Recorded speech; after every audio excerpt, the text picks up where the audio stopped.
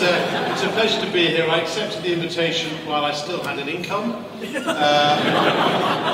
When I lost my income, I just checked whether A, I was still welcome, and B, whether I was being paid. Yes and no, but I thought I was a decent compromise. And in fact, I've had more offers to speak and actually get on telly since I lost my legitimacy in the election than before, which says something about the media, in fact. I lost by about 80 people switching their votes net, and I'm looking for those 80 people so that I don't have to kick the cat so much. So if there's anyone here who wants to fess up, that will save a cat. But I'm delighted to be here because it is the 10th birthday of something that is extremely important as a movement. Because I had the opportunity to serve on the Science and Technology Select Committee inquiry in 2004, which reported in 2004, which looked at the whole issue of open access and institutional repositories, and I had a speech prepared that was going to be about, you know, gold and green and pale green and all that, but I have a rule about not telling people, experts in a field, something they already know. So I just want to offer a few reflections on where we are since 2004. It's appropriate that my printer wasn't working this afternoon to enable me to download some of the quotes I wanted to give, but in this, I have open access through this while its battery lasts. And what we said in 2004 was as follows. We said that a government strategy for open access is urgently needed.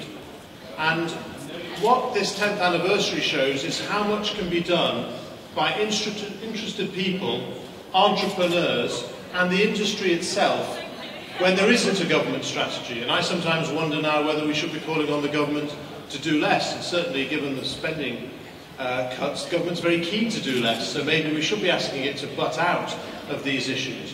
But what we said then was that there was a vital public interest in having proper access to academic work and particularly scientific research, and particularly within that, biomedical research, because if people put themselves on the line to enter clinical trials, it seems wrong that they, unless they have an expensive subscription to the journal or a nearby library, are not able to access the papers that are written on the basis of their contribution, their critical contribution, that of people who are members of trials.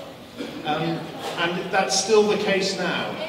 As a parliamentarian, I find it extremely frustrating in this era of wishing to do instant rebuttal and blogs and even this tweet malarkey that I cannot get access to the original papers, because there are some politicians and some politicians who are ex-MPs who don't like to be too didactic without being circumspect about whether they have the evidence to back it up. And it's extremely frustrating as a politician to have to deal with parliamentarians, I won't name any names, or parties, the Conservatives, who make assertions without evidence, and you want to rebut it with the reference, and it's very difficult to do so. So this is a critical area in terms of public policy, not just affordability. And the issues that we identified in 2004 in our report are still live today. In fact, they're especially live today given the financial circumstances we find ourselves in. Libraries are going to come under a squeeze. We still have the inflation, the escalation of subscription costs for library, so without institutional repositories, or better still, open access journals, the problem of access to this data is going to, the data and the research is going to get worse, because there will be a squeeze on higher education institutions.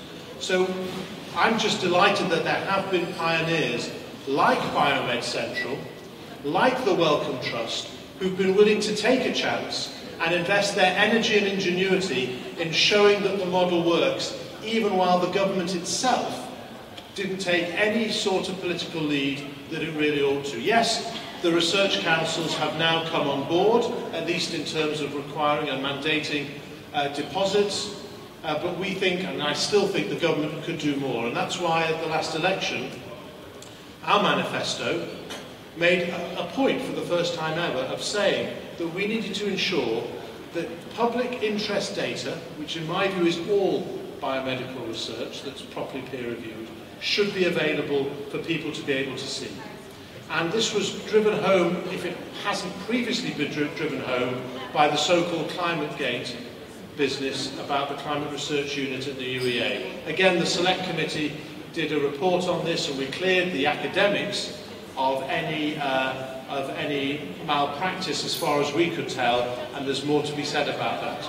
But what we also said was that until institutions find ways of making their data publicly accessible where it's theirs to allow to be accessible, and there is a default position that publications can be seen by fans and skeptics alike, then there will always be the free rein given to conspiracy theorists that they, the scientific establishment, don't want us, the interested public, the general media and politicians, to see what they're seeing. So there's huge arguments, public policy arguments, in favour of the government developing a strategy and providing resources, at least on a relative basis, to open access publication, even before you look at the question of access in the developing world, for example, and issues like that, to this sort of information. It seems crazy to have a World Wide Web and yet still to have significant paywalls behind which important information of high quality resides. It's bizarre that the rubbish, and that includes me on Twitter, my blog, my website, can be accessed freely, but the sort of stuff that really ought to be visible isn't possible to see. It's just crazy, that situation. So we made it clear in our manifesto that we wanted to see more open access and the government take a view. And despite me losing my seat, curiously, I'm in more demand from ministers than I was ever while I was someone who might threaten them across the dispatch box. And it's one of the issues high on my agenda to talk to Vince Cable about in Biz, and one of the brains, at least, of the new science minister, who needs to have this on his agenda.